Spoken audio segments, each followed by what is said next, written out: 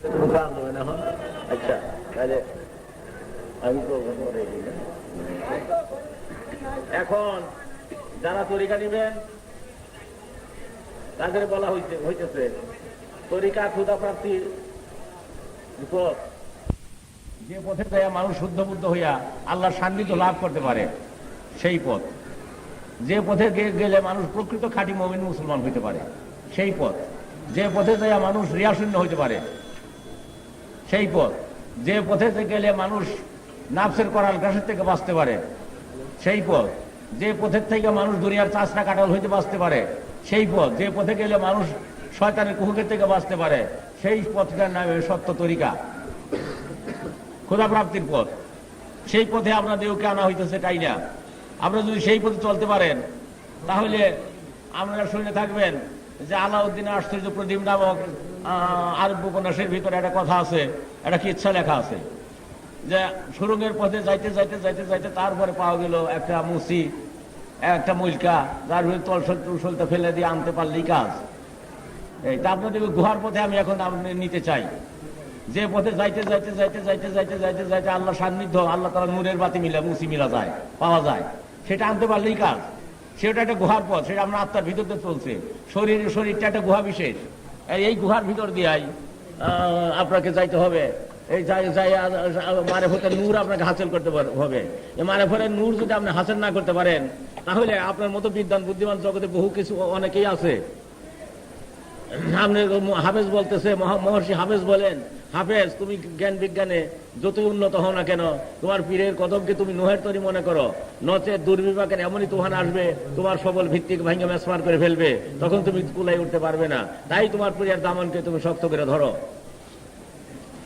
তাই আপনাদেরকে বলা হইতেছে এমন একটা পথে আমি আপনাদেরকে একটা পথের সন্ধান আমি দিতেছি, যে পথে যাই আমরা ক্ষুধা প্রাপ্তি তত্ত্ব, এই যে এই বিরাট অধ্যায়, এই চ্যাপ্টার আপনারা সম্পূর্ণরূপে শেষ করতে পারবেন এবং গভীর জ্ঞান লাভ করতে পারবেন। আধ্যাত্মিক জ্ঞান ছাড়া মানুষ পূর্ণ জ্ঞানী হইতে পারে না, আর আধ্যাত্মিক জ্ঞান ছাড়া মানুষ খুদ আল্লাহ তাআলার প্রেম প্রীতি ভালোবাসা লাভ করতে পারে না। আধ্যাত্মিক জ্ঞান না থাকলে দুনিয়াবি চাষরা কাটাল তার ভিতরে ঢুইকা পড়ে এবং দুনিয়ার চাষরা কাটালটাকে টাইনে নিয়ে দুনিয়ার দিকে ঘুরাই দেয়। তাই আধ্যাত্মিক জ্ঞানের একান্ত প্রয়োজন। যেমন সাধারণ লেখাপড়া করে স্কুল মাদ্রাসায় লেখাপড়া করে আপনারা যে জ্ঞান শিক্ষা করছেন, এই জ্ঞানের দ্বারা আপনারা দুনিয়াদারি করতেছেন, আপনারা কেউ চাকরি করেন, কেউ বাকরি করেন, কেউ আলিম উলামা লেকচার ওয়াজ করতেছেন, ইত্যাদিদের দ্বারা আপনারা জীবন জ্ঞানী ব্যবহার করতেছেন, ছেলেমেয়ে নিয়ে আপনারা শান্তিতে আছেন। কিন্তু এটা ক্ষুধা প্রাপ্তির পথের বিদ্যা নয়। ক্ষুধা প্রাপ্তির পথের বিদ্যা হলো আধ্যাত্মিক বিদ্যা, যে বিদ্যার দ্বারা আল্লাহকে শনাক্ত করা যাবে, যে বিদ্যার দ্বারা আল্লাহর সান্নিধ্য লাভ করা যাবে, সেটা আত্মাবাহিত রাসূলুল্লাহ আত্মাবাহিত একটা বিদ্যা, যা জিবরাইল আলাইহিস সালামের মারফতে রাসূল পাক সাল্লাল্লাহু আলাইহি ওয়াসাল্লামকে দেওয়া হয়েছিল। সেইটাই সিলসিলা ক্রমে ওলি আল্লাহদের পাক আত্মাবাহিত হয়ে আপনার দিলের ভিতর প্রবেশ করবে। এটা আল্লাহ তাআলার বিশেষ এক দয়া এবং দান। এটা তাওয়াজ্জু ইত্তেহাদির বলে হয়ে থাকে। এই তাওয়াজ্জু ইত্তেহাদ মুর্শিদ কামাল পাক দিল হইতে আসে, এটা আল্লাহ তাআলার খাস তাসির। তাই আপনাদেরকে আমি সেই সত্য পথের সন্ধান দিতেছি, যে পথে যাইয়া দুনিয়ার থাকতেই আপনার বেহেশতের ঘ্রাণ বইতে থাকবেন, দুনিয়ার থাকতেই আপনার আল্লাহওয়ালা হয়ে যাবেন, দুনিয়ার থাকতেই আপনারা অলির দরজা পৌঁছে যাবেন। আল্লাহ ইন্না আউলিয়া আল্লাহ লা খাউফুন আলাইহিম ওয়া লা হুম ইয়াহজানুন। আল্লাহ বলেন ওলি আল্লাহদের দুঃখিত বা গমগীন হওয়ার জন্য কিছুই নাই, তারা কোনো বিষয়ে দুঃখিত না। গৌস পাক রহমাতুল্লাহ আলাইহি বলতেছেন যে যেদিন তুমি আল্লাহর সান্নিধ্য লাভ করবে সেদিন তোমার কোনো অভাব অনটন থাকবে না। তামাম দুনিয়ার মানুষ যদি তোমার দরবারে চাইটা খায় তাহলে কিছু আসে যায় না। কেননা যিনি আল্লাহকে পাইলেন তার পাবার আর কিছু বাকি নাই। দুনিয়ার বাদশার খাজনা খানা শেষ হয়ে যায়, 13 জুরি শেষ হয়ে যায়, কিন্তু আল্লাহ তাআলার 13 জুরি শেষ হয় না। তাই আল্লাহকে যিনি লাভ করলেন তার আর কোনো অভাব থাকে না। তাই কথিত আছে যে এক পাগল নাচতেছিল, এমন সময় একজন লোকে বলে যে পাগল, দুনিয়ার মানুষ দুর্ভিক্ষে মারা গেল আর তোমার বাড়ি আনন্দ হয়েছে, তুমি নাচো। তখন পাগল হাইসা বললো যে আমার মনিবের কোনো অভাব নাই আর আমার মনিবের দুর্ভিক্ষ নাই। কাজে কাজেই পাগল যে বলে বলছিল সেটা আপনি বুঝেন, আপনি বলতে পারবেন। কাজে কাজেই যে শক্তি নিয়ে আপনারা শুনে থাকবেন যে বহলুল পাগল যে বেহেশত বিক্রি করবার গেছিল বাদশাহ হারুনুর রশিদের বিবির কাছে, বেহেশত বিক্রি করছিল যে শক্তির বলে, সেইটাই আধ্যাত্মিক শক্তি, ক্ষুধা প্রাপ্তি তত্ত্ব, এবং সেটাই সেই শক্তি যদি আপনি লাভ করতে পারেন তাহলে আপনার দ্বারা সম্ভব। তাই আপনাদেরকে সেই পথের সন্ধান আমি দিতেছি। সেই সন্ধান যদি আপনারা নিতে চান, তাহলে আপনারা চিন্তা করে দেখেন যে একটা আমের আঠির ভিতরে একটা আম গাছ লুকিয়ে থাকে, এটা বাস্তব। একটা তালের আঠির ভিতরে বিরাট একটা তাল গাছ লুকিয়ে থাকে, এটা বাস্তব। ক্ষুদ্র একটা বটের বীজের ভিতরে বিরাট একটা বট গাছ লুকিয়ে থাকে, এটা বাস্তব। সেই রকম আপনার শরীরের ভিতরে এক টুকরা মাংসপিণ্ড, তার ভিতরে ক্ষুধা প্রাপ্তির তত্ত্ব ভরপুর রয়ে গেছে, আল্লাহ তাআলার ভেদের দরিয়া রয়ে গেছে, ওটা বাস্তব। এটাই আমি আপনাদেরকে বুঝতে বলতেছি যে বাস্তব কিনা। না আমি ভুল বলতেছি আপনাদেরকে, না আমি আপনাদেরকে অন্য পথে চালনা করবার জন্য উপদেশ দিতেছি, না কোনো বাজে উপদেশ আমি দিতেছি। তাই আপনাদেরকে দেখতে বলি আমি, আপনারা পরীক্ষা করে দেখেন সেটা সত্য কি মিথ্যা। একটা ছোট্ট একটা আমের আটির ভিতর বিরাট একটা আম গাছ লুকায় থাকে, যে একদিন হাজার হাজার আম দিবে, একটা আটির ভিতর লুকানো আছে। সেই আটিটাকে আপনি ভাঙেন, গাছটাকে খুঁজে বাইর করতে পারবেন না। আর সেই গাছটাকে যদি আপনি চান, তাহলে আটিটাকে কবর দিয়ে রাখেন। তাই মৌলানা রুমি বলতেছেন, তোমার দেহরূপ কবরে আলোর স্বরূপ কাফন দিয়ে তোমার আত্মা কবরস্থ আছে, ওই আত্মাকে তুমি জাগাও, ওই আত্মাকে জান্দা করো। যদি তুমি প্রকৃত মানুষ হইতে চাও, মানুষ হইতে হবে মানুষ যখন। তাই এই তরিকা ক্ষুধা প্রাপ্তির পথ, আল্লাহ তাআলার সান্নিধ্য লাভ করার পথ, আল্লাহ ও রাসূলের প্রেম প্রীতি ভালোবাসা লাভ করার পথ। এই পথে যাই এই দয়াল নবী পাক আত্মার সঙ্গে আপনার আত্মা মিশামিশি হইয়া বিশ্ব আত্মার সান্নিধ্য লাভ করবে। সেই জন্য রাসূল পাক সাল্লাল্লাহু আলাইহি ওয়াসাল্লাম সমস্ত সৃষ্টির ফাউন্ডেশন। আল্লাহ তাআলা বলেন, আমার নবীকে যদি সৃষ্টি না করতাম, তাহলে আমি কিছু সৃষ্টি করতাম না। কেন আল্লাহ কথাটা বলেন? এটার ভিতরে বিশেষ যৌক্তিকতা রয়ে গেছে। সেই যৌক্তিকতা আপনারা যেদিন যাবেন সেখানে, যেদিন আপনি নিজের আত্মাকে বুঝবেন, যেদিন আপনি ফানাফির রসুলের মুকামে পৌঁছিবেন, তখন দেখবেন যে দয়াল নবী যদি দুনিয়াতে না আসতেন, তাহলে আকাশ বাতাস চাঁদ সূর্য গ্রহ নক্ষত্র কিছু সৃষ্টি হতো না, আল্লাহ করতেনও না। যা কিছু হয়েছে এটা রাসূল পাক সাল্লাল্লাহু আলাইহি ওয়াসাল্লাম পাক আত্মার যোগাযোগের মাধ্যমে করা হয়েছে। তাই রাসূল পাক সাল্লাল্লাহু আলাইহি ওয়াসাল্লাম সমস্ত সৃষ্টির ফাউন্ডেশন বলতে হবে। কাজে কাজে এই বিদ্যা যদি আপনি যে বুঝলো না, সে মারেফতের নিয়ামত হইতে অন্ধ। আর এলমে মারেফত যেটা বুঝলেন না, তাই আশেক কবি বলতেছেন যে এলমে বাতে নাহি যারো হাসরে সেই অন্ধ হয়, এশকে খুদা নাহি যারো দুজখেতে সেই রয়ে।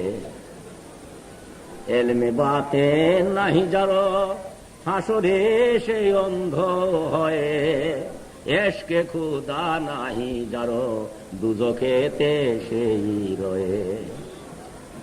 কাজে কাজেই এই এশক মহব্বতের খেলা আপনার আত্মার ভিতরে খেলতেছেন আল্লাহ। তাই আল্লাহ বলেন, আমি আসমানেও না, আমি জমিনেও না, আমি পাহাড় পর্বতে নই, আমি সাগরে নগরে নই, গুহায় গব্বরে কোথায় আমার গুঞ্জায়শ হয় না, আমি তোমাদের ভিতরে আছি। ওয়াফিয়ান কুছে গুমাফলা তুবসিরুন, আমার নিদর্শন তোমাদের ভিতরে, তোমরা কি দেখো না? তাহলে তো আল্লাহ তাআলার নিদর্শন যে আমরা দেখতে চান, তাহলে আল্লাহ বলেন, মান আরাফা নাফসাহু ফাকাদ আরাফা, নিজের নাফসকে দেখো, নিজেকে তুমি দেখো, তাহলে তুমি আমাকে দেখতে পারবে।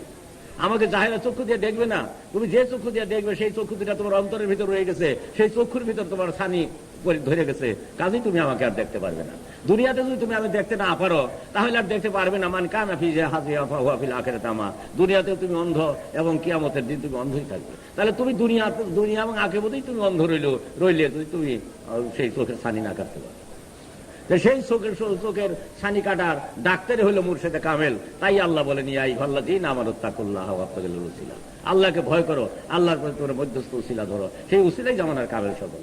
আমরা যত বড় উচ্চাঙ্গের কথাই বলেন, যত বড় সাইন্টিফিক বৈজ্ঞানিক আপনি হন না কেন, যতক্ষণ পর্যন্ত তারা নিজের আত্মার পরিচয়, নিজের পরিচয় আপনি নিজে না নিতে পারতেছেন, ততক্ষণ পর্যন্ত আপনার কোনো ফাউন্ডেশন নেই।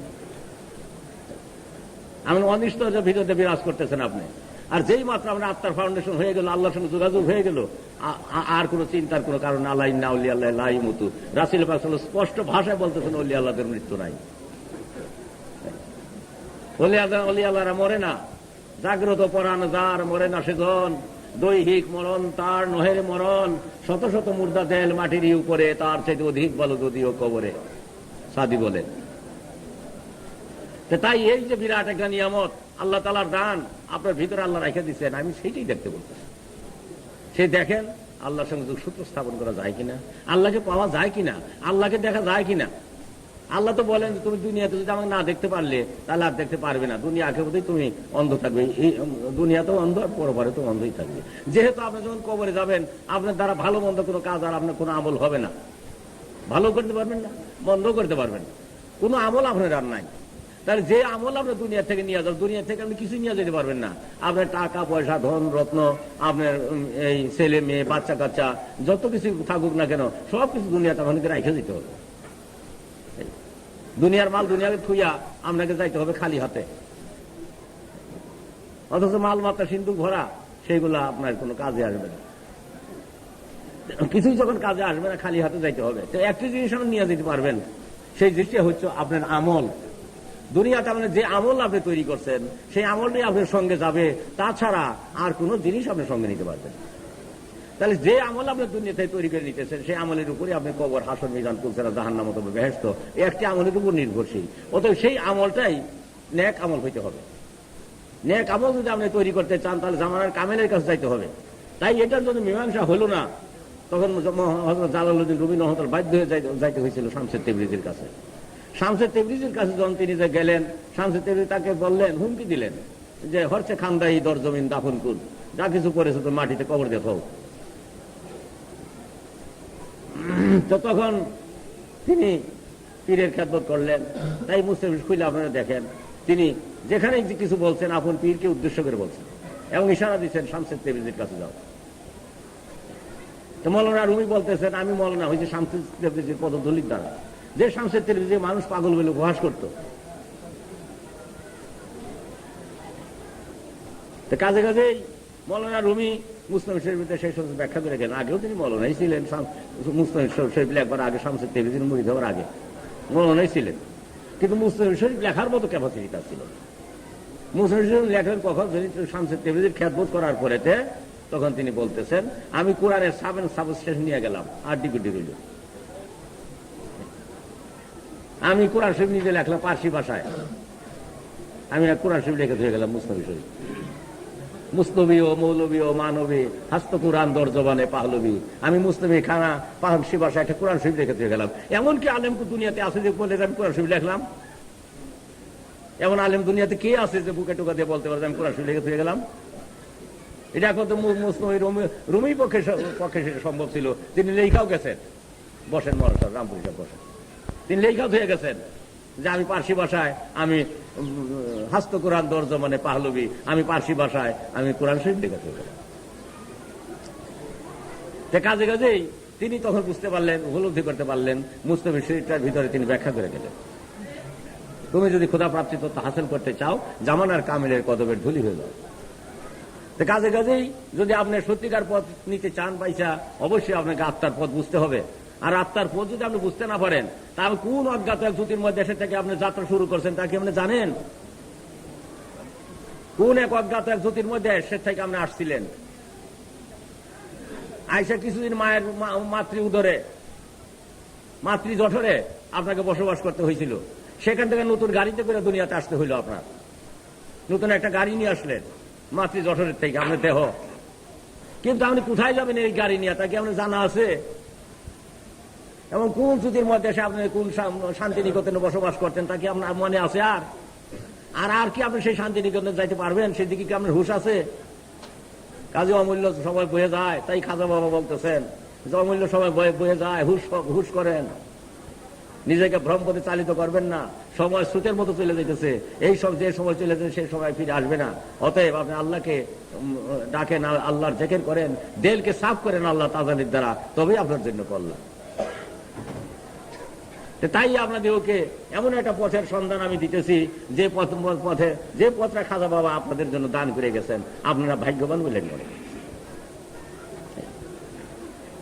যে উরস শরীফ একদিন বাগদাদ শরীফ হইতো, যে উরস শরীফ একদিন আজমির শরীফ হইতো, যে উরস শরীফ একদিন বিশ্বের অন্যখানে ওলি আল্লাহদের দরবারে হইতো, সেই উরস শরীফ আল্লাহ তাআলা দয়া করে আপনাদের হাতে ছাইড়া দিতেছে।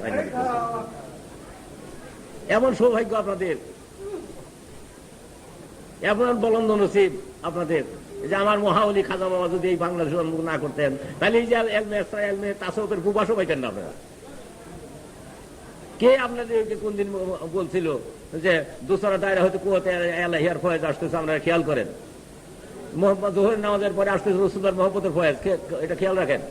আসরের নামাজে আদম আলাইহিস সালামের তওবা কবুল হয়েছিল, আসর হইতে মাগরিব পর্যন্ত তওবা কবুলিয়তের ফয়েজ আপনারা খেয়াল করেন। এশার নামাজে রাসূলুল্লাহর ঘায়রাতের ফয়েজ দেল সাফ করেন। এবং সাপ আল্লাহর দিকে পাতেন এবং রহমতের সময় ডাকেন ইয়া আল্লাহ ইয়া রহমান রাহিম বলে আল্লাহকে ডাকেন, তবেই কল্যাণ, তবেই মঙ্গল, তবেই আপনার আত্মা জ্যোতির্ময় হয়ে আল্লাহর দিকে ঘুরতে থাকবে। মুকুন নফসে আম্মারা এ পায় রবি কেন আগা গ্রেফতার দুজক ছবি। কাজে নফসে আম্মারার পায়রবিকে নিজের অনর্থক জাহান্নামের দিকে চালিত করবেন না। আপনি একজন মানুষ, আপনি আল্লাহর তরফের থেকে আসছেন, আপনি আমরের রব্বি, আপনার আত্মাটা আমরের রব্বি, সে সম্বন্ধে কি আপনার জ্ঞান আছে? আর একটা কথা আমি জিজ্ঞাসা করতেছি, আল্লাহ তো আমানতের কথা বলতেছেন, ইন্না আরাদনাল আমানাতা আলাস সামাওয়াতি ওয়াল আরদ, আমি আমানত সাধলাম আসমানকে, জমিনকে, পাহাড় পর্বত, সাগর নগরকে। কেউ সে আমানত নিবার স্বীকার করলো না, পরন্ত মানুষ সে আমানত নিয়ে গেল, মানুষ ক্ষতিগ্রস্ত হইল। আচ্ছা, আমি আপনাদেরকে জিজ্ঞাসা কি আমানত আল্লাহর কাছ থেকে আপনারা আনছেন? আমানত সাংঘাতিক কথা। আমি যদি এই যে ট্রেনজাস্টারটা আপনার কাছে আমানত দেই, আমাকে এই অবস্থায় আমি ট্রেনজাস্টার আমার কাছে আমাকে ফেরত দিবেন, আপনি 5 বছর পরে চাইলে ফেরত দিতে হবে, এই অবস্থায় ফেরত দিতে হবে, কোনো খেয়ানত করতে পারবেন না। আর আপনি খেয়ানত করেন, ট্রেনজাস্টার যদি বাজান তাও খেয়ানত হবে। তাহলে এই অবস্থায় 5 বছর পরে আমাকে ফেরত দিবেন, আমি চাইলেই তাও মাত্র দিবেন আপনি। আল্লাহ তাআলা তো আমানত থুইছে করে আল্লাহ বলতেছেন, আসমানকে দিলাম নিল না, পাহাড়কে দিবার চাইলাম নিল না, জমিনকে সাধলাম নিল না, আমি পরন্তু মানুষ মাথা পেতে নিল, মানুষ ক্ষতিগ্রস্ত হইল। এখানে কবি আফসোস করে বলতেছে যে তুলিতে নারিল আসমান আমানত ধার করিল নেস্তর দ্বার দাও ভাগে পাগলার। আমানত যেটা আসমান জমিন নিবার পারলো না, এটা হয়ে পড়ে গেল পাগলার ভাগ্যে। তুলিতে নারিল আসমান আমানত ভার করিল নেস্তর দাও ভাগে পাগলার। আচ্ছা, আমি জিজ্ঞেস করি কি আমানত আল্লাহর কাছ থেকে আনছেন আপনারা? অথচ আল্লাহ তো ইস্তাহার দিয়ে রাখছে যে আমানত দিচ্ছি তোমাকে আমি, এবং আমানত আমি চাবো তোমার কাছে। কি আমানত আল্লাহর কাছে দিলেন? জিজ্ঞাসা করলেন না যে হে খুদাই, যে এত বড় এত বড় ইস্তাহার আপনি দিয়ে গেছেন, কি আমানত দিয়েছেন আমার তো জানাবেন।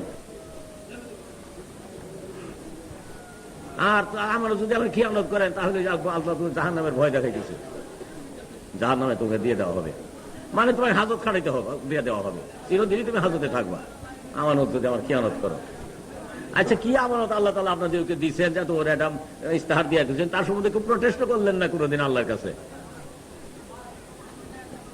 ওদের খেয়ালই গেল না, অথচ কত বড় মামলা দায়ের রয়েছে আপনার বিরুদ্ধে। সেদিন খেয়ালটা পর্যন্ত গেল না যে কি আমানত আল্লাহ তাআলা দিলেন। কাজে কাজে সেই আমানত আপনাকে বুঝতে হবে যে কি আমানত আল্লাহ তাআলা আপনাকে দিতেছেন, দিলেন, এবং কি আমানত আল্লাহ আপনার কাছে চাবেন। সেটা যদি বুঝতে চান, তাহলে আল্লাহ বলেন ইয়া আইয়ুহাল্লাযীনা আমানু তাকুল্লাহা ওয়াত্তাকুল উসিলা, আল্লাহকে ভয় করো, আল্লাহর পথে তোমরা মধ্যস্থ উসিলা ধরো। সেই উসিলাই আমার খাজা বাবা, যার তাওয়াজ্জুহ ইত্তেহাদির বলে যে বিরাট মজলিস হয়ে গেল, এটাকে সামলাবার ক্ষমতা কারো আছে? যত বড় বাদশা মহারাজা ধীরাজ হোক না কেন, ওই যে দেখেন সরকার এখানে শৃঙ্খলার জন্য একদল সেই সিপাহী পাঠাই দিছে। তা আমি বললাম সিপাহীদের, বাবা এখানে কোনো সিপাহী লাগবে না, এমন সিপাহীদের ম্যানেজ করতেও পারবেন না আপনারা। একদল ফোর্স পাঠাই দিছে, ক্ষমতা আছে যে বিরাট মজলিস ফোর্স দিয়ে রক্ষা করেন, ফোর্স দিয়ে করলে সে বাইরে দিতে পারবেন। এর বাড়িও লাগলো না, কথাও কোয়া লাগলো না, কিভাবে কার আগে কে কাজ উঠাবে। এই যে ন্যাস্ক মহব্বত, এটা কোথার থেকে আপনারা পাইতেছেন? যে এত সুন্দর চেহারা আপনাদের এই বর্ষের মধ্যে খাটতে খাটতে কালা হয়ে গেছে, প্রত্যেকের চেহারা কালা হয়ে গেছে, প্রত্যেকের মুখের দিকে চাইলে মনে হয় যে কত খাটনি খাটছেন, কত দুঃখ কষ্ট করে আসছেন, কত দিন হয়তো ঘুম নাই, কত দিন হয়তো খাওয়া নাই। এই অবস্থা মুখের চেহারা দেখলে প্রকাশ পাইতেছে যে প্রত্যেকে আপনারা এত ক্লান্ত হয়েছেন এই উৎসবের জন্য, এত ব্যতিব্যস্ত ছিলেন, মুখে দিয়ে চাইলেই আর কোন জিজ্ঞাসা করতে হয় না, এটা মুখের দিকে চাইলেই বোঝা যায়। এই যে আপনারা আজকে প্রায় 6 মাস যাবৎ বাড়ি ঘর সাইরা দিয়ে সবাই কাটতেছেন, এই প্রেরণাটা কে আপনাকে যোগাইতেছে? কে আপনার আত্মার কানে কানে কইয়া দিল যে হে রামপুরি, বলেন রামপুরি, তুমি হাফেজ রামপুরি সাহেব, তুমি এটা করো? এটা আল্লাহ তরফ থেকে পিরান পীরদের পাকাত্তর কোথা থেকে আসো তা আমি বলি। এটা ওই যে খাজা বাবার সঙ্গে আপনাদেরকে লিঙ্ক ধরাই দেওয়া হইতেছে, সেই ইলেকট্রিক কারেন্টের মধ্যে তার বয়ে বয়ে আপনার অন্তরের ভিতরে একটা পৌঁছতেছে। দেখেন সেই দিন যখন বৃষ্টি হইল, প্রচন্ড বৃষ্টি, তুফানও হইল, তুফানে এলাকা সাহেবানা পড়ে গেল। আমি খাজা বাবার কাছে বললাম, দরখাস্ত করলাম, খাজা বাবা যে বিরাট প্রচন্ড রকমের তুফান শুরু হইল, এ লক্ষ লক্ষ মুরিদান এরা কোথায় থাকবে? আমার কথা শুই না, সেদিন আমার এরকম রাবেতা হইতেছিল, মনে হইতেছে যে খাজা বাবা হাসতেছে এই কথাটা শুই না। তা মনে হয় যে আমার কাছে আমাকে বলতেছেন তিনি যে তুমি কি আল্লাহর শক্তিকে বিশ্বাস করো না? আল্লাহর শক্তির দ্বারা যে সম্ভব এটা কিন্তু বিশ্বাস করতে চাও না? আমি তখন লজ্জা পাইলাম, লজ্জা পাই আমি সেই দরখাস্তটা উত্থাপন করলাম। আচ্ছা দেখেন, ওই বৃষ্টিটুকু না হইলে আমরা আরো ক্লান্ত হয়ে পড়তেন। তাতে ধুলা টুলা গুলো বাইতে গেছে, কত সুন্দর আবহাওয়ার ভিতর দিয়া আল্লাহ তাআলা আপনাকে দয়া করে রসিব করাইতেছেন। কত মহা দান খাজা বাবার, কত বিরাট দয়া আল্লাহ তাআলা। এটি আসতেছে কোথা থেকে? ওই যে রাসূলের পাক সাল্লাল্লাহু আলাইহি পাক আত্মা হইতে যে কারেন্ট যে একটা চলছে, যে কারেন্ট আস্তে আস্তে আস্তে কিয়ামত পর্যন্ত চলবে, এই কারেন্টটা আস্তে পীরানপীরের পাক আত্মা হয়ে আমার পীরের আত্মার ভিতরে সঞ্চিত আছে। সেখান থেকে ট্রান্সফার করে আপনাদের ভিতর দিয়ে পৌঁছে দেওয়া হচ্ছে।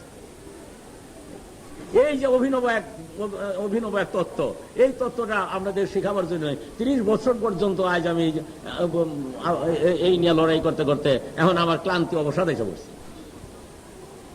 তবে ইনশাআল্লাহ তাআলা এখন সকলেই সেটা উপলব্ধি করতে পারছে যে হ্যাঁ, এই আমাদের প্রয়োজন আত্মার খবর নেওয়া এবং নাফসের খবর নেওয়া। শুধু পিঠ ধরলে চলবে না, পীরের হাতে হাত দিয়ে আস্তাগফিরুল্লাহ রাব্বি মিন কুল্লি যামবি ওয়া তুবু ইলাইহি পড়লে চলবে না, শুধু ওই সে পাগড়ি ধরে তওবা করলে চলবে না। পাগড়ি ধরে তওবা করলে তাতে আত্মার কি হইল? মান আরাফা নাফসাহু ফাকাদারাহু, নিজেকে আগে নিজে চিনালন, তবে সে আল্লাহকে আপনি চিনতে পারবেন, তবে সে দিলের কালিমা থেকে আপনি বাঁচতে পারবেন। আর তা নাও করতে পারেন, ওই যে পাগড়ি ধরে আপনি আস্তাগফিরুল্লাহ রাব্বি মিন কুল্লি যামবি ওয়া তুবু ইলাইহি পড়লেন আর না পড়লেন তাতে কিছু আসবে যাবে না।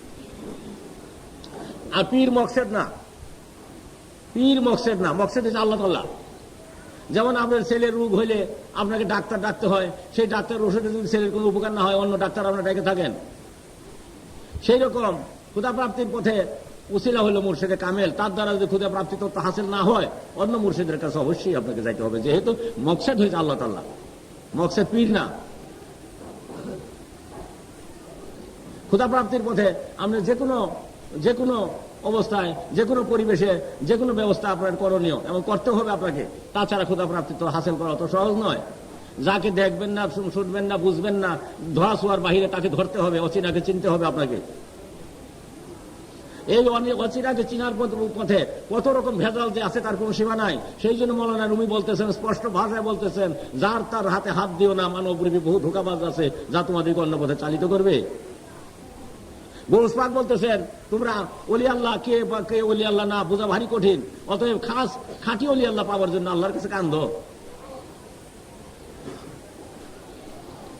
তবে আল্লাহ দয়া করে তুমি ওলিয়া কামিল মিলে দেয়। তাছাড়া ওলিয়া কামিল যারা তাদের মতো অভাব নাই, আল্লাহ তো বলতেই আছে তার দুঃখ নাই, দ্বন্দ্ব নাই, অভাব নাই। কি দরকার আপনাকে টাইনা নিয়া যে হে রামপুরি সাহেব আপনি আমার সাথে, হে মৌলানা দেওবন্দি আপনি আমার কাছে আসেন, কি দরকার তার?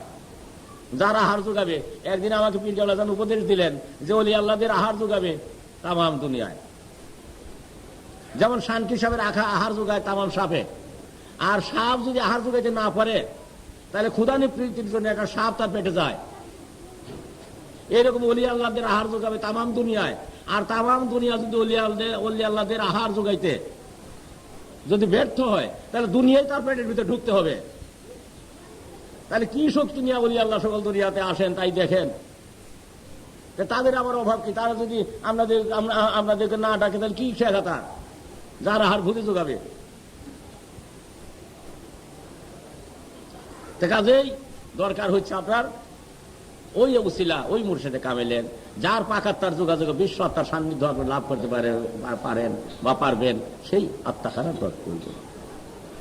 সেই পাক আত্মাটাই হলো জামানার শ্রেষ্ঠ আবদার খাজা বাবার পাক আত্মা, যে পাক আত্মার যোগাযোগ আপনাদের ভিতরে পৌঁছিতেছে।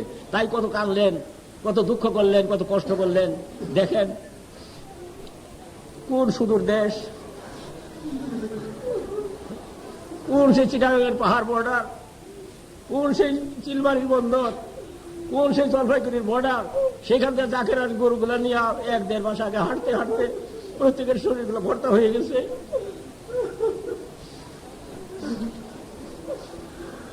প্রত্যেকের চেহারা বাগুন পুরার মতো হয়ে গেছে। কেন, কোন প্রেরণার দ্বারা তারা এই সমস্ত গরু বাছুর গুলো এতদিন নিয়ে আসতেছে? কে তাদের কানে কানে বলে দিছিল?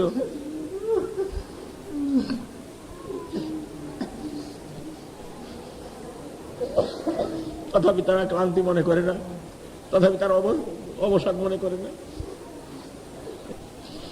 তাই মৌলানা সাহেব বললেন, মৌলানা আনসারী সাহেব বললেন যে রাত্রিতে গেলাম যে জাকের বাইরে কিভাবে শুয়ে দিয়েছে, এসে বললেন যে ছোট্ট একটু ওইখানে একটু একটু পাগারের মতো দেখলাম ওইখানে, তার পাশ দিয়া সে পা দুটো উপরে উঠে রয়েছে, মাথার নিচে সে আপনি শুয়ে রয়েছে, অথচ এই জীবনে হয়তো কোনোদিন জুতা করে পায়ে দেয় নাই, একদম খালি পায়ে কোনোদিন হাঁটে নাই, এমন লোকটা পড়ে রয়েছে সেখানে।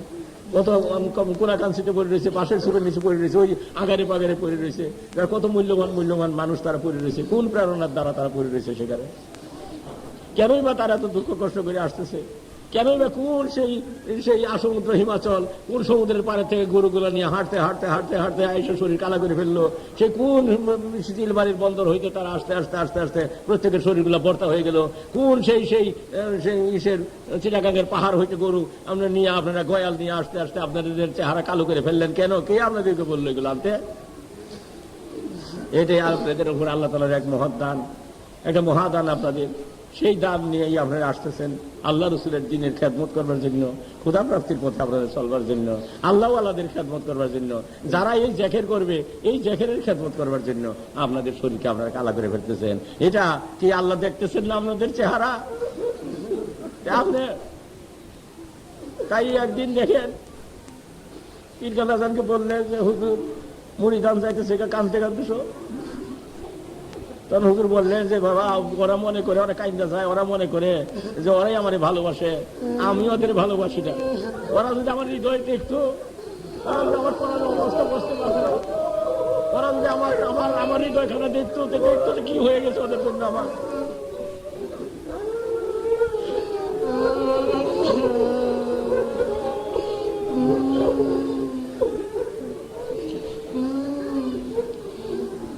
তাই দেখেন আজকে সেই সত্য তরিকা দয়াল বাবার, যে তরিকা প্রচারের জন্য তিনি জীবনভর কোনো বের হয়ে আহার করেন নাই, জীবন ঘুমান নাই। আমি নিজের সঙ্গে থাকছি, তখন আমি বাচ্চা শিশুকালে আমি আসছি, আমি তার জীবনের সঙ্গে থেকে থেকে যা দেখছি যে একদিন ভিতরের হুজরায় তিনি চলে গেলেন, যাইয়া যখন জামা কাপড়গুলো আমার সম্মুখে খুললেন, তখন আমার কান্দা আসলো, যেহেতু শরীরের আড্ডিগুলো বাইরে গেছে।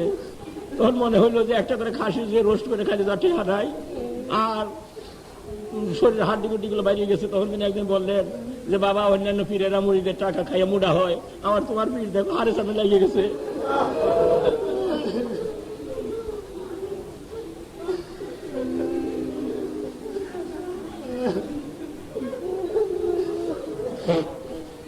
কেননা কোন পীরেই তো তেলের সঙ্গে তেল মিশাইতে দিবে না, কারণ তেলের সঙ্গে তেল মিশাইলে ওই তেলের সমস্ত কালিমা রোগ সুখ বালা মুসিবত সমস্ত ওই তেলের ভিতরে ঢুকে পড়ে। সেই জন্য লক্ষ লক্ষ মুরিদ বাবা আমার তেলের সঙ্গে তেল মিশায়, তার জন্য আমি রুগ্ন, তার জন্য আমি শুকায় কাঠ হয়ে গেছি। তার এই সত্য তরিকা আজ প্রচার করবার জন্য আমাকে দেশে তিনি পাঠাই দিয়েছেন এবং বলছেন যে বাবা তুমি কি এই সত্য তরিকা প্রচার করতে ভয় করো? আমি বললাম যে আমার পীরের মতো লিজার পিছনে তার মরতেও ভয় নাই। দেখেন 30 বছর পর্যন্ত আমি এই সত্যের সন্ধান আপনাদেরকে দিতেছি, আমি অত্যন্ত এখন সুখী, অত্যন্ত আমি আনন্দ ভোগ করি। আমি আমার দেশবাসী, আমার প্রতিবেশী আজ সেই সত্যটাকে সবই বুঝতে পারছে।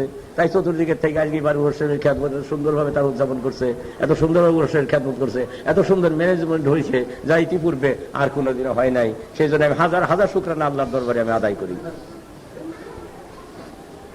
দেখেন এটি এই নিয়ামত আল্লাহ তাআলা আপনাদেরকে দান করছেন আমার পীরের থ্রুতে। তাই আপনাদের জন্য শুভ সুযোগ, আমরা দুনিয়া থেকে নগদ বেহেশত কামাই করে নিতে পারেন যদি আমার কথা আপনারা শোনেন।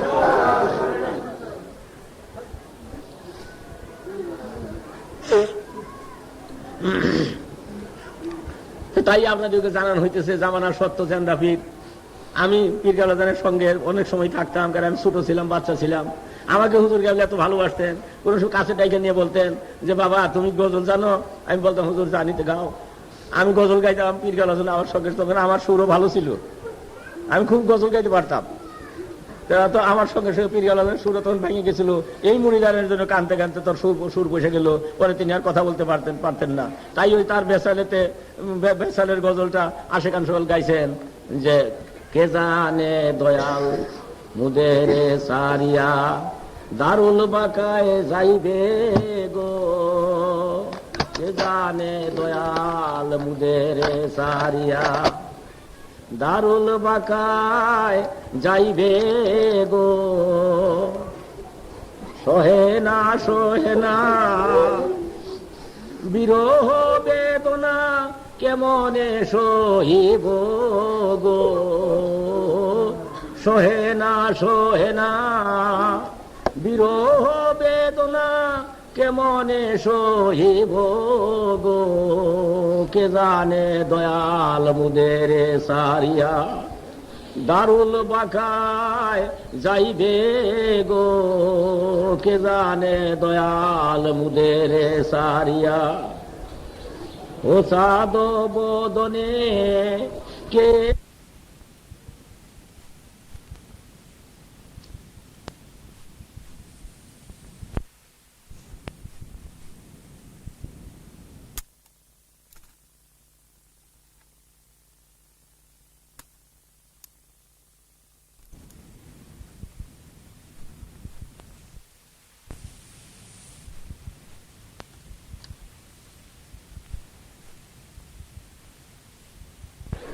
ও সাদ বদনে কে সে মুদরে বাবা বাবা বলে ডাকিবে গো, ও সাদ বদনে কে সে মুদরে বাবা বাবা বলে ডাকিবে গো, কে জানে দয়াল মুদের সারিয়া।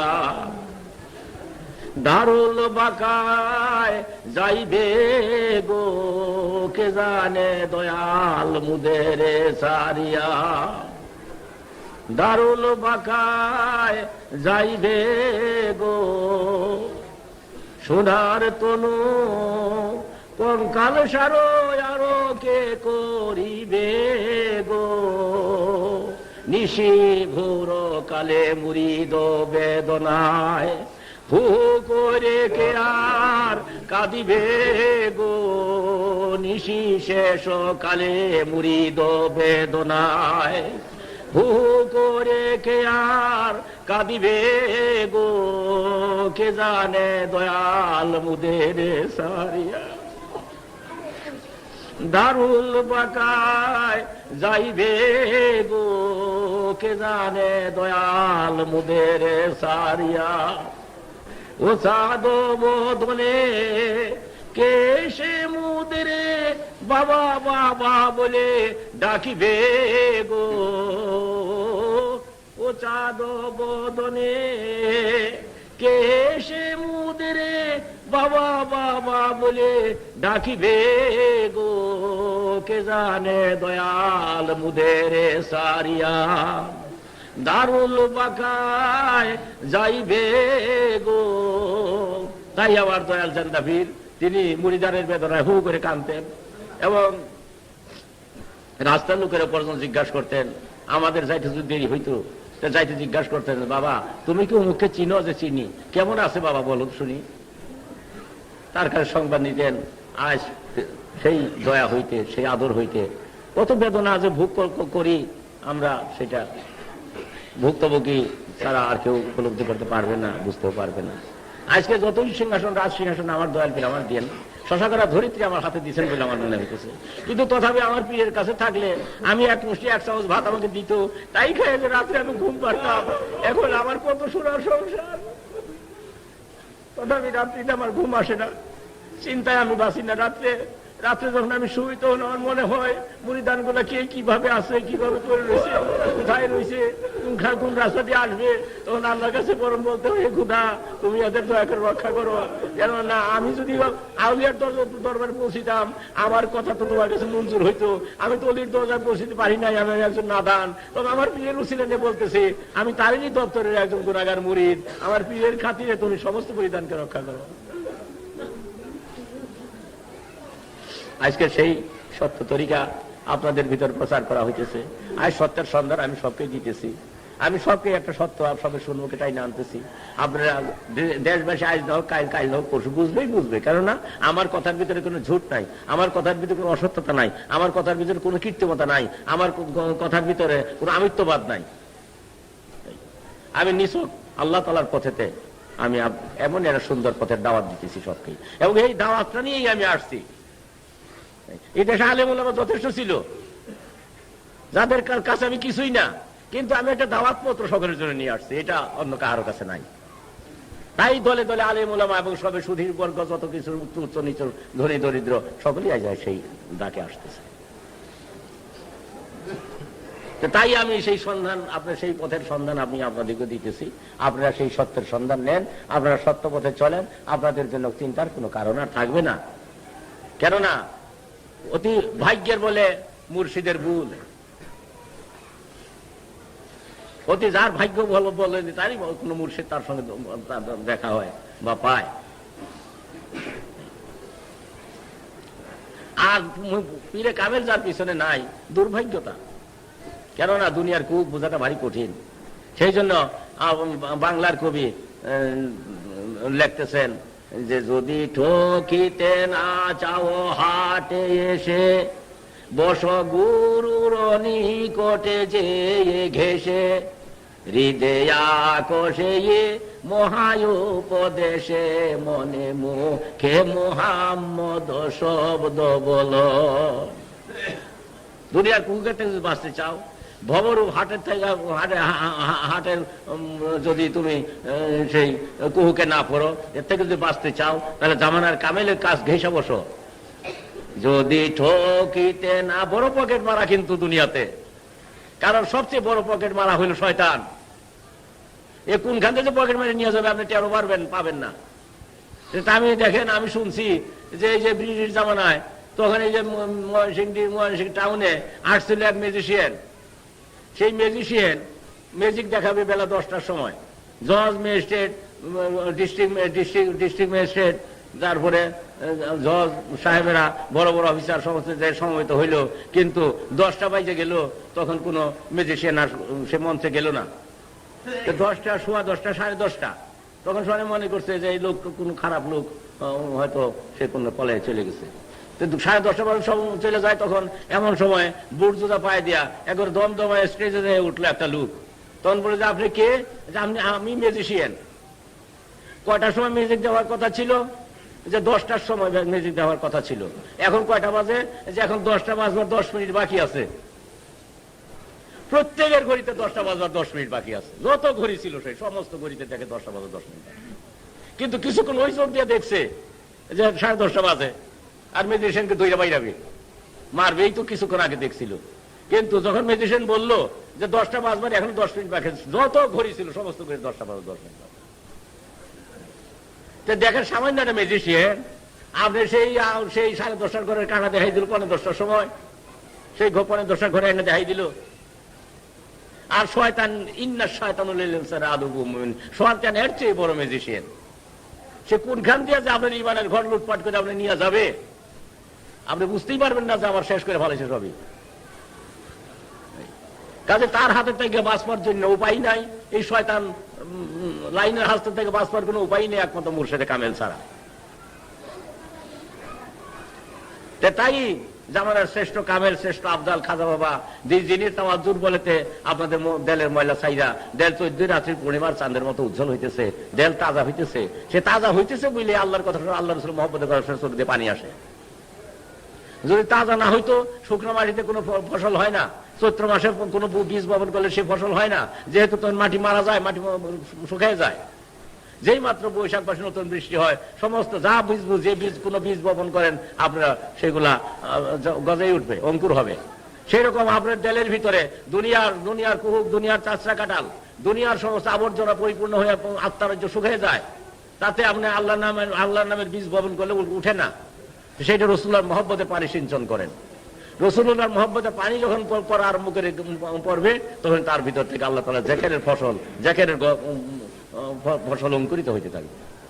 তখন আপনার এইটা কি বলে, যখন সর্বশরীরে এই ফসলগুলো হয়ে যাবে, তাকেই বলে সুলতানুল আসকার। এই সুলতানুল আসকারটা মাথার চাঁদ পায়ের তলা পর্যন্ত এই সুলতানুল আসকার চলতে হয়। সে সুলতানুল আসকার যদি আপনি খুলতে পারেন, তাহলে আপনি জাকিরের বাদশা হয়ে গেলেন। ঘুমান, ব্যবসাটা যদি হালহাটি করে চাকরি বাকরি করেন, আল্লাহ বলে আমার বান্দা আমার জাকির করতে গাফেল নয়, এমন একটা দরজা আপনি যা পৌঁছিলেন। তখন শয়তান আর আপনাকে কোনো কুসওয়াসা ঢালতে পারবে না। আর তা না হলে দেখেন একটু সামনে দিয়ে বোঝা যায়, যখন নামাজ পড়ার দাঁড়াই নিজের কানে ধরে প্রতিজ্ঞাবদ্ধ হইয়া হলফ হইয়া নামাজে দাঁড়াই নিজের কানে ধরে আল্লাহ ছাড়া কাউকে চেষ্টা করবো না, সেই মুহূর্তে মনের ভিতরে আসে 12 বছর পুরাতন বন্ধুর স্মৃতি, বাল্য জীবনের স্মৃতি, কত মামলা মকদ্দর কথা, ছেলে মেয়েদের কথা, নানান রকম ওই যে কোথায় আপনি বন্ধু বান্ধব ডিনার খাইছিলেন, সেই ডিনারের প্রতিচ্ছবি আপনার অন্তর পেটে ভাইসা আসতেছে, মন সেদিকে ঘুরে যেতেছে, আর মুখে পড়তেছেন, বলতেছেন সুবহান রব্বিল আলা, সুবহান রব্বিল আলা, সুবহান রব্বিল আলা, মন গেছে গাছলি বন্ধু নিয়ে টানাটানি করতেছে। এটা আমি নিজে উপলব্ধি করতে পারি, কারণ আমি নিজেই ভুক্তভোগী এটা। তবে কোনো কেউ যদি আপনারা এটা সামলাইতে পারেন তাকে আমি অত্যন্ত প্রশংসা করি, ধন্যবাদ দিই, তিনি বলি আল্লাহ বলতে হবে। কিন্তু আমি সামনে রাখতে পারি না। কত বাল্য জীবনের কথা মনে হয়, পুরাতন বন্ধুর স্মৃতি মনে হয়, কত কি ওই অন্তরপটে গুলো এসে ধাক্কা দেওয়া সেই প্ল্যাটফর্মে বসতে থাকে, মন সেদিকে ঘুরে যায়, মুখে সুবহান রব্বিল আলা, সুবহান রব্বিল আলা বলার কি দাম, তাই রাসূলুল্লাহ বলেন লা সালাতা ইল্লা বিহুজুরিল কালব, হুজুর কালব ছাড়া নামাজ হবে না। এই হুজুরি কালবই আল্লাহর বেদের মারিফতের একটা প্ল্যাটফর্ম। এই প্ল্যাটফর্মটা যাইরা মইছি আমি ঠিক করতে বলতেছি। এই হুজুর কালের মারিফত হাসিল করেন, তাহলে খোদা প্রাপ্তির তত্ত্ব হাসিল হয়ে গেল। এই হুজুর কালের মারিফত তত্ত্ব হাসিল করতে মুর্শিদে কামেল লাগবে, মুর্শিদে কামেল সব মিশে যাওয়া লাগবে। কিরকম যেমন দুধ চিনি বলা হয়, দুধ চিনি এখন মিশ্রিত হলে উত্তম এক লজ্জাতের সৃষ্টি হয়ে যায়, এরকম মুরিদের ডাল পীরের ডালের সঙ্গে মিশে গেলে সেখানে আল্লাহর ভেদের লজ্জত আসে। সেই জন্য হাফেজ বলতেছেন, যে লজ্জত আমি পীরের আমার পীরের ডাল হইতে পাইতেছি, রুকনাবাদ নদীর সঙ্গে তুলনা করছেন। রুকনাবাদ নদী হইতে যে এমনই একটা লজ্জত পাইতেছি, বেহেশতে মিলবে না। মানে রুকনাবাদ নদী আমার পীরের দেল, সেই দেল হইতে এমন একটা লজ্জত আসতেছে, বেহেশতে মিলবে না।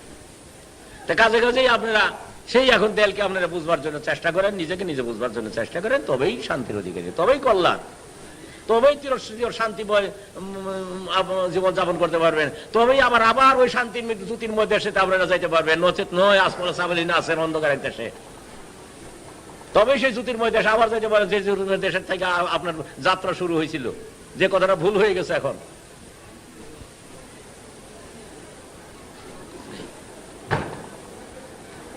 যে দেশে আল্লাহ আপনাকে জিজ্ঞাসা করছিলেন যে আমি কি তোমাদের মাবুদ নই, তখন আমরা স্বীকার করেছিলেন কালুবালা। সেই দেশের খবর আর আজের মনে নাই। এখন দুনিয়ার রূপে কুখ্যাত এক রমণীর পালায় পড়ে ভুলে গেছেন সেই দেশের কথা। এটা দুনিয়া সাদি রহমতুল্লাহ, কুখ্যাত একটা রমণী, বৃদ্ধা একটা রমণী, এর দুই পাঠি দাঁত, সুনমুখের দাঁত দিয়ে স্বামীর সুনমুখে হাসে, কিশোরের দাঁত দিয়ে কাইটা হালাক করে। তাই বলতেছেন যে তুমি এমন একটা চরিত্র ভ্রষ্টা কলঙ্কিনীর কুহুকে পড়ো না, যে প্রত্যেকের ভোরে একটা করে স্বামী গ্রহণ করে। কারণ তুমি যেমন চাই কাজ করতেছো, যে ঘর বাড়িতে তুমি তাকে, ঘর বাড়ি একজন তোমার দাদা ছিল, এই দুনিয়া তারে নিয়ে খেলছিল, তারে ধাক্কা দিয়া কবরে রাইখে আসলো, যখন তার রক্ত মাংস নরম হয়ে গেল, গ্রন্থিগুলো ঢিল হয়ে গেল, বৃদ্ধ হয়ে গেল, বল কমে গেল, তখন এই কুখ্যাত এই রমণী তাকে কবরে রেখে আসছে। তারপরে ধরছে তোমার বাপেরে, তোমার বাপের এইবারে খাইছে, এখন ধরছে তোমারে। হুঁশিয়ার হে বাচ্চা, হুঁশিয়ার, আগে হুঁশিয়ার হও, তোমার পিছনে কিন্তু লাগছে আদা লবণ খাইয়া। কাজে কাজেই হুঁশিয়ার থাকেন, দুনিয়ার কুহুকের থেকে হুঁশিয়ার থাকেন। তাই দাদালি বলতেছেন, মৌলানা দাদালি আশেক কবি বলতেছেন যে যদি ঠকিতে না চাও হাটে এসে, বস গুরুর নিকটে যে ঘেসে, হৃদয় আকোষে মহায় উপদেশে, মনে মুখে মুহাম্মদ শব্দ বলো, যাবে ধাঁধা ছুটে দিব্য চক্ষু পাবে, বাহিরের রূপে ভ্রমণা জন্মিবে, গুপ্ত তত্ত্ব সব আশু প্রকাশিবে, তুরে কে ঠকাবে মদিনায় চলো। ভব হাটেতে হাটক কিনতে এসে, হাটক মানে শোনা, ভব হাটেতে হাটক কিনতে এসে, চিনতে নারী লিপি তলকে মিকেল, বাহিরের রূপে ধাঁধা লাগিল রে। তুমি দুনিয়ার চটক দিকে তুমি ভুলে গেলে, বাহিরের রূপে ধাঁধা লাগিল রে, তুরে বাহিরের রূপে ধাঁধা লাগিল রে, মনে মুখে মুহাম্মদ শব্দ বলো। কাজেই তুমি দুনিয়ার ধান্দাবাজিতে পড়ে গেছো, তোমার ধান্দা ধরে গেছে, কাজেই তোমার আসল কথা তুমি ভুলে গেছো। সেই জন্য বলা হইতেছে মান আরাফা নাফসাহু ফাকাদ, নিজেকে নিজে আগে চিনেন, নিজের নাফসের পরিচয় করেন, তবেই আল্লাহকে ধরতে পারবেন। আল্লাহকে ধরা খুব কঠিন না, তিনি পাক, তিনি অসীম অনন্ত, তিনি ধরা শোয়া সকলের ধরা শোয়ার বাহিরে। কাজে সেই রাস্তা দিয়ে যদি আপনাকে আল্লাহ কিছু ধরতে চান তাহলে একটা গুহার পথ দিয়ে যেতে হবে।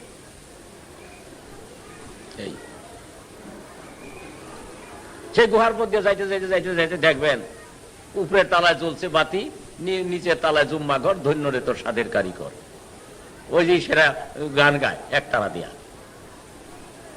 অবশ্য বুঝুক না বুঝুক তারা এই ভাবটা, কিন্তু গায়ক তারা কোন একটা ফকির লোকের ইন্তজা বাইরে ছিল। তাই যেমন লালন ফকিরের গানগুলা, ফকির লালন মূল্য জল পাশায় থাকতে নদী মেঘনা, এরকম সব ভাব রাজ্যের কথাইগুলা, এটা তারাই বুঝে। তবে আমরা যে গাই ভালো লাগে, মজা লাগে, ওর ভিতরে একটা কারেন্ট আছে, ফয়েজের কারেন্ট আছে। আচ্ছা, তাই যাই হোক, আমি আপনাদেরকে যে উপদেশ দিলাম, এখন আমি আপনাদেরকে সত্য তরিকার পথে আমি নিতেছি। চলুন এখন আমরা সর্বপ্রথমে আমি আপনাদেরকে তওবা করাইতেছি, সমস্ত গুনাহ থেকে আপনারা পাক হন। কারণ তওবাকারীকে আল্লাহ ভালোবাসেন, তওবাকারীর গুনাহ আল্লাহ তাআলা মাফ করে দেন। তা সর্বপ্রথমে আপনারা সকলেই তওবা করেন, আমার সঙ্গে সঙ্গে বলেন আউযু বিল্লাহি মিনাশ শাইতানির রাজিম, বিসমিল্লাহির রহমানির রহিম, আস্তাগফিরুল্লাহ রাব্বি মিন কুল্লি জামবি ওয়া আতুবু ইলাইহি। হে খোদা, সমস্ত গুনাহ থেকে তওবা করলাম, তোর জাতের কসম খেয়ে বলতেছি রাসূলুল্লাহর সত্য তরিকা শেষ নিঃশ্বাস পর্যন্ত ছাড়বো না। লা ইলাহা ইল্লাল্লাহু মুহাম্মাদুর রাসূলুল্লাহ। আচ্ছা, তাহলে আপনাদের তওবা করানো হইল। আল্লাহ তাআলার জাত সিফাতের কসম খেয়ে বললেন রাসূলুল্লাহর সত্য তরিকা আপনারা ছাড়বেন না। আল্লাহর জাতের কসম খেয়ে বললেন, সকলেই ওয়াদা করলেন রাসূলুল্লাহর সত্য তরিকা ছাড়বেন না। এই সত্য তরিকা যেন আর জীবনে ছাড়েন না, এই হইল কথা। তাহলে রাসূলুল্লাহর সঙ্গে মিশে যান, আল্লাহ সাথে আর মিশে যাবে। এই নদীর কাঁঠালের ভিতর যে পড়ছে সমুদ্রের ভিতর, সে যাবে কে চলে, এতে কোনো সন্দেহ নাই, নিঃসন্দেহ এটা। আচ্ছা, তাহলে এখন তওবা করাইলাম, এখন আমাদের কালু বাতাই দেই, আমরা যার মতন এখানে দাঁড়ান, যতটুকু পারি আমি দেই, নিজে আমার বাতাস করো। গুহার পথে বলছি, এখন কিন্তু আমি গুহার কাছে চলছি, আপনাদের নিয়ে আসছি গুহার পথে, যে পথে এখন আল্লাহর কাছে যাবেন।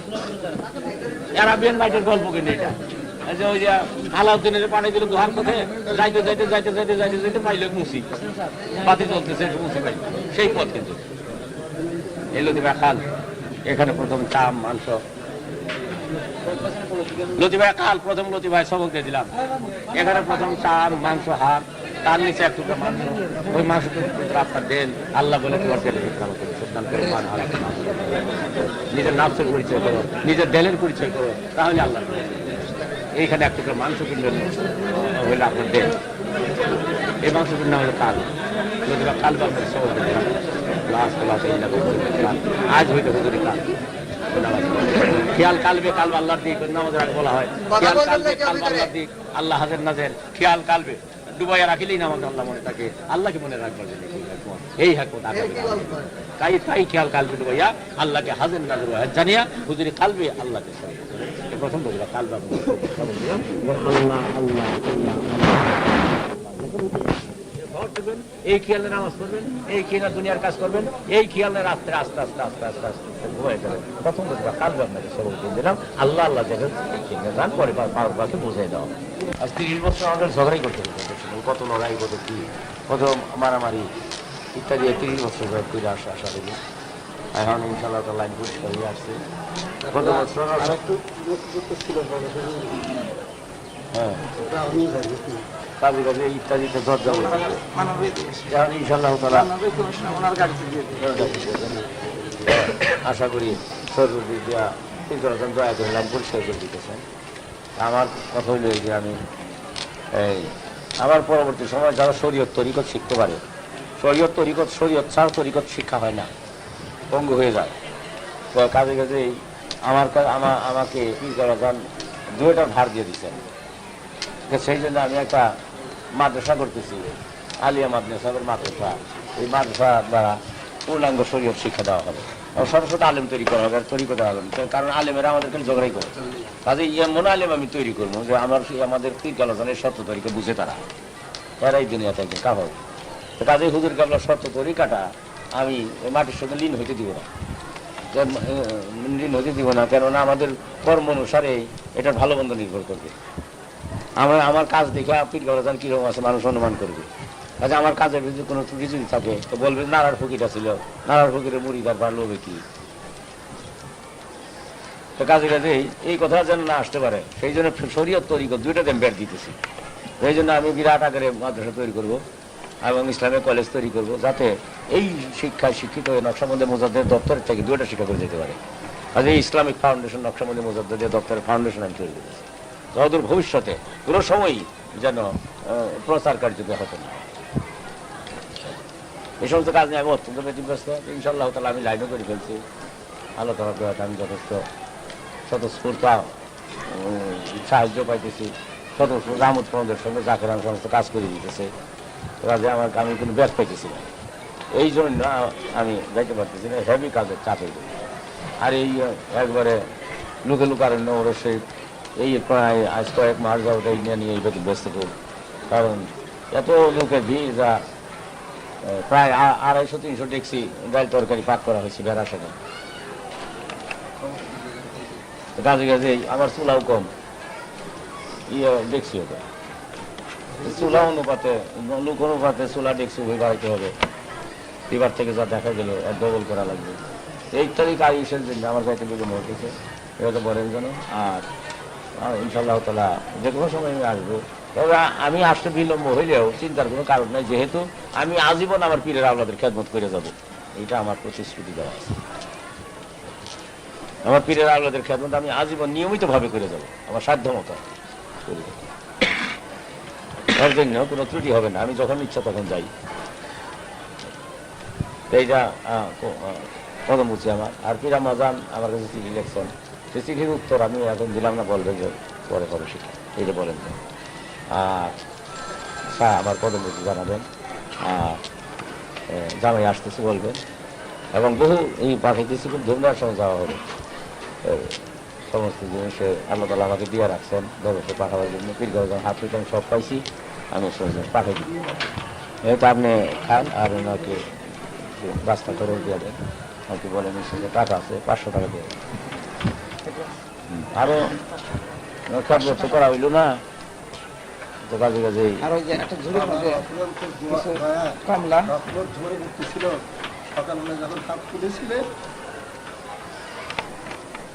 এরকম কতদিনই নিয়তপুরে পাইলে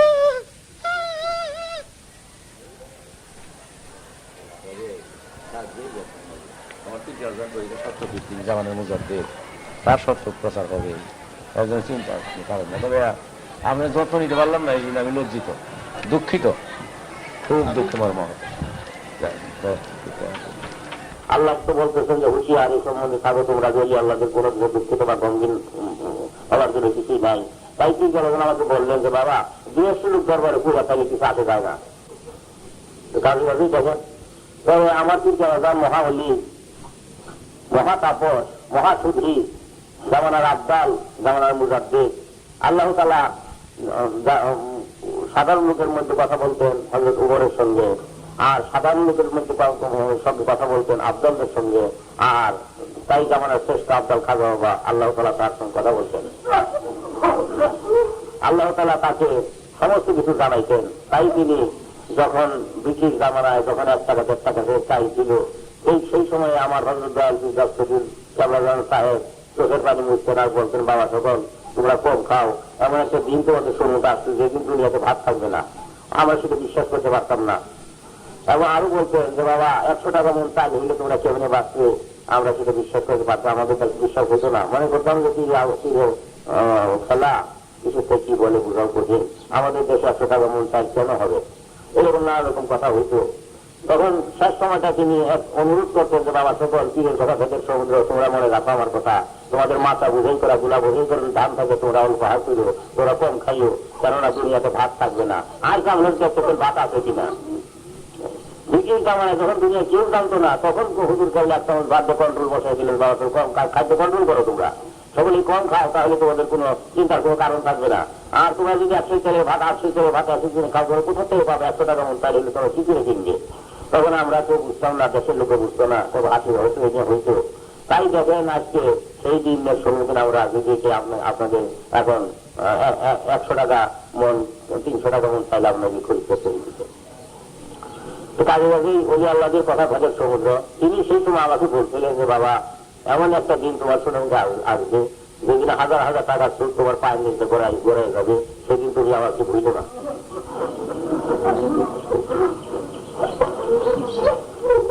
তখন আমাকে বললেন যে বাবা তুমি ওয়াদা করো তুমি আমাকে বলবে না। কিন্তু সেদিন আমার অত্যন্ত দুঃখের দিন ছিল।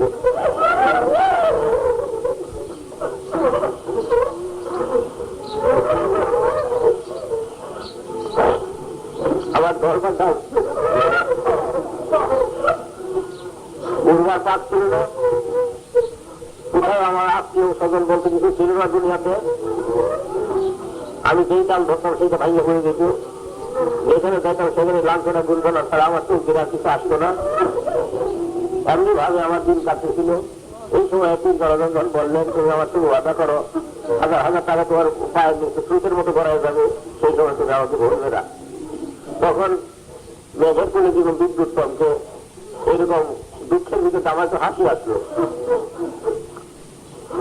তখন তিনি গুসা হয়ে বললেন যে নাদান গাধা তীরের কথা মেঘের সমুদ্র তুই এছাড়া আমার কথা ঠিক হয় কিনা, তুই বল আমাকে বলবি না। তখন আমি বললাম যে আমি আমার তীরকে ভুলবো না, আমার তীরকে ভুলবো না এই কথাটা তিনি আমাকে থেকে বাধা করে দিলেন। আজ দুঃখ উন্নতি হয়ে গেল আমার তীরকে আবার বলে রাগ করে ইশারায় মনে হয় সবাইবেলা ঘড়ির দিকে না আল্লাহ আমার হাতের মুঠায় দিয়ে দিতে। আমার মনে যখন সেটা চায়, আমার মনে যা বলে আল্লাহর তরফের থেকে সেটা মঞ্জুর হইয়া আল্লাহ আমাকে দান করতেছেন। যেখানে দুনিয়াটা হাহাকারে সীমা নাই, সেই কাকের মধ্যে এমন একটা মেহমান খাওয়া চলতেছে যে মেহমান খাওয়াটা যদি আমাকে দায়িত্বের কিনে খাওয়াইতে হইতো কাহার উপায় ছিল না, যত বড় ধনী সে হোক না কেন। আর সেই মেহমান খাওয়া ধুমধামের সঙ্গে আল্লাহ শক্তি তালা চালাই দিতেছেন। যেমন সুলেমান আলাইহিস সালাম আল্লাহকে জানাইছিলেন যে ও খোদা আমি আপনার সমস্ত সৃষ্টি দিককে এক সদা দাওয়াত খাওয়াইতে চাই, জিয়াফত করতে চাই, আমি আল্লাহ বলে ব্যক্ত করেন। তখন সকল ভূতের সকলকে জিয়াফত করা হইল। সকলে তো সুলেমান আলাইহিস সালামের দরবারে তারা আহার করবে। তাই সুলেমান আলাইহিস সালাম খাদ্য তৈরি করেন, পাহাড়ের মতো ভিজি দিয়ে খাদ্য তৈরি করে রাখা হইল, যে যা খায়। একটা গোয়াল মাছ সমুদ্র থেকে উঠে এসে সুলেমান আলাইহিস সালামকে বললেন, আল্লাহ তোর ফরিয়াদ করলেন যে খোদা আপনি প্রায় আমার দিন খাবার দিতেছেন না, আমরা তো কোনোদিন না খেয়ে থাকি নাই, আজ আমরা কোথায় খানা পাইতেছি না, আপনি আমাদের ক্ষুধা লাগছে খাইতে দেন। আল্লাহ জানাইছিলেন যে হে সামুদ্রিক সামুদ্রিক বন্ধু সকল, আজ আমার বন্ধু সুলেমান আলাইহিস সালাম আমাদেরকে জগৎ করতে সেই জগৎ খাবেন, এই জন্য আমাদের খানা বন্ধ করে রাখা হয়েছে। তখন একটা গোয়াল মাছ সমুদ্র থেকে উঠে আসলো, অতীত আসলে একটা গোয়াল মাছ উঠে আসলো। আচ্ছা সুলেমান আলাইহিস সালাম ফরিয়াদ করলেন যে হুজুর আপনি তো আমাদের এগুলো জিয়ারত করছেন, আমাদের খাওয়াবেন, আমরা ক্ষুধার্ত আমাদের খাইতে দেন। সুলেমান আলাইহিস সালাম বললেন যখন পাহাড়ের মতো ঝিপি ওদের তোরা খাইয়ে যাওয়া সামুদ্রিক জীব তার খাইতে বলো আইসা। তখন সেই গোয়াল মাছটা কথিত আসলে ফেলে বাড়ি দিয়া সবগুলো একবার এক লোক মা খাইয়ে ফেললো। খাইয়ে ফেলার পরে বললো যে হুজুর আমরা 3 লোক এরকম 3 লোক আল্লাহ তাআলা আমাদেরকে খাওয়ায়, আমাকে খাওয়ান, আজ মাত্র যে আহত খাবার আছে 1 লোক খাইলাম। সুলেমান আলাইহিস সালাম তিনি স্তম্ভিত হয়ে পড়লেন, তিনি ভয় পেয়ে গেলেন। তখন আল্লাহর কাছে বললেন যে খোদা এই শক্তি একমাত্র আপনার এই সমস্ত বিশ্বকে খাওয়ানো, এই জিয়াফত খাওয়ানো, অতএব আপনি আমার ইজ্জত বাঁচান। আল্লাহ বলেন যে বন্ধু নেশাফা কারো বন্ধু চায় না, তাই হে আমার প্রিয় বন্ধু আপনাকে 3টি গান এনে বান্ধেন। একটা 3টি গান এনে বান্ধা হলে 3টি করিম জাতীয় এখন জিনিস আর উদ্দেশ্যে পাওয়া 3টি গান এনে বান্ধা হইল। তখন আল্লাহ জানাইলেন যাও সকলেই খেতর ভূত কীট পতঙ্গ সকলেই যাও আমার বন্ধু সুলেমান আলাইহিস সালাম দাওয়াত করতে, তোমরা সকলে সেখানে দাওয়াত খাও। সকলেই খাইলো, সকলেই সেই খাইলো, পেট ভরে খাইলো, তৃপ্তির সঙ্গে আহার করলো, যে যেরকম খায় সেরকম খেয়ে গেল, সকলেই তৃপ্ত হয়ে গেল। অর্ধেক টুক মাত্র 3টি গান শেষ হলো, আর বাকি টুক রয়েই গেল। তখন আল্লাহ জিজ্ঞাসা করলেন সুলেমান আলাইহিস সালামের পক্ষ হইতে যে হে খেতর ভূচর, হে সামুদ্রিক জীবজন্তু, আপনাদেরকে আমার বন্ধু দাওয়াত করছিল, আপনারা ঠিক মতো খাইছেন কিনা আমাকে তা জানান। সকলেই বললো যে হে খোদা আমরা অতি উপাদেয় দ্রব্য আমরা আজকে জিয়াফত খাইলাম, তার জীবনে আমরা কোনোদিন খাই নাই, এত স্বাদের আহার আমরা জীবনে কোনোদিন করি নাই। আল্লাহর শক্তিতে সবই সম্ভব। তাই জাতীয় মসজিদটা সেরকম ভাবে চলতেছে, যেখানে কুর্নিং কত লোকে কারো তার কোনো বাজেট নাই, কত হাজার লোকে কুর্নিং কারো কারো বাজেট নাই। আল্লাহ তাআলা দয়া করেছে, মেহমান খানা আপনাদের জন্য খুলে দিচ্ছেন, আপনারা সেটা চালিয়ে যেতেছেন। আমরা প্রত্যেকেই করছি, প্রত্যেকেই এখানে খাবেন, প্রত্যেকেই খেদমত করতেছেন, প্রত্যেকেই ঘোরাবাড়িতে ঘোরাঘুরি পারতেছেন। এই ঘোরাবাড়িটা ওই আল্লাহ আপনাদেরকে দান করছেন, তার ভিতর থেকে আপনাদের চোখ দিয়ে বলুন যে আল্লাহ আপনাদেরকে দান করবেন। কাজে এই চিন্তা দান তখন আমাকে বললেন যে বাবা তুমি ফরিদপুর যাও। এটা অবশ্য খুব বড় হিস্ট্রি, এই হিস্ট্রি আমি আমাদের বলতে চাই না। তখন আমি ফরিদপুর আসলাম, কিন্তু এই জায়গাটা আমার বেশি পছন্দ হইল না, জঙ্গল, এখানে জনশূন্য, আর সেরকম লোক আছে, ধনী লোক নাই, গরিব মানুষ, তাও পছন্দ করলাম না তখনকার জন্য আমি আইসা চলে গেলাম। আবার বললেন বাবা তুমি ফরিদপুর যাও, যাও কয়েকদিন থাকবে। এইভাবে আমি ওই আসলাম, আসে বাড়াইছে 15 দিন থেকে গেলাম। আবার বললেন তুমি ফরিদপুর যে এবার হাদায়ত করবি, সেবার আছে কিছু কিছু হাদায়তের কাজ শুরু করলাম। ওই খান সাহেব একটা গরুর ঘর, ছোট্ট একটু গরুর ঘর ছিল, সেটা তাদের কাছে চাই নেওয়া হইলো। চাই নিয়ে সেখান থেকে তরিকা প্রচার করা আরম্ভ করলাম। একজন দুজন লোক তরিকা করতে আরম্ভ হইলো। আর আমার পার্শ্ববর্তী সরজুল সাহেব ওই যে ইসে কি নাম সোনামুদ্দিন মাতবরের বাবা, তারপরে আব্দুল মাসালকে, তারপরে করিমুল্লাহ সাহেব ইত্যাদি আমাদের পার্শ্ববর্তী আমাকে তাই মদত করা শুরু করলো। আমরা আস্তে আস্তে আস্তে সংসার কাজ আগিয়ে গেছি, কাজ আগিয়ে যাওয়ার আরম্ভ হলো। এইভাবে কাজের মধ্যে গঠিত হইলো। তারপরে যখন কিছু বড় হইলো, তখন এখান থেকে আমি চলে যেতে চেষ্টা করলাম। তখন আমাদের চৌধুরী বাদশাহ মিয়া দত্তপাড়ার জমিদার, তিনি সম্মিলিত হলেন। তিনি আমাকে বললেন যে হুজুর চলেন আপনি আমার এলাকায়, আমি আপনাকে 30 একর জমি আল্লাহকে রাজ করে দিব, খরচ লাগবে না, আপনি সেখানে ক্যাম্প করবেন, সেখানে জাতীয় মন্দির তৈরি করবেন, সেখানে আপনি আস্থান আপনি তৈরি করেন। তখন আমি আমার ইচ্ছা ছিল যেখান থেকে চলে যাবো, কারণ জায়গাও নাই, অল্প জায়গা, আর ভুল জঙ্গল, এখানে থাকা তো কঠিন, ওখান থেকে অন্য দিকে চলে যাবো। আমি রাত্রিতে স্বপ্নে দেখতেছিলাম যে আকাশে একটা সাদা উড়ো ঘাস ঘুরতে